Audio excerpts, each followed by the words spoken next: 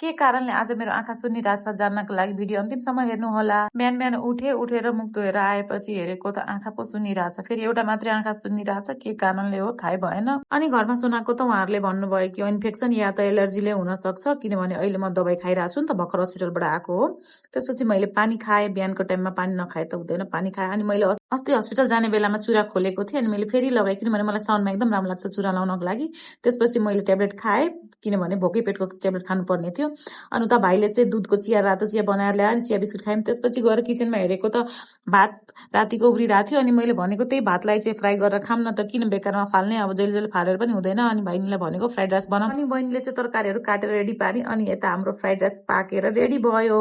अनि हजुरहरूलाई मनपर्छ कि मन पर्दैन फ्राइड राइस? मलाई चाहिँ एकदमै मनपर्छ कहिलेकाहीँ खानको लागि। अनि यता मैले अन्डा नि फ्राई गरेँ।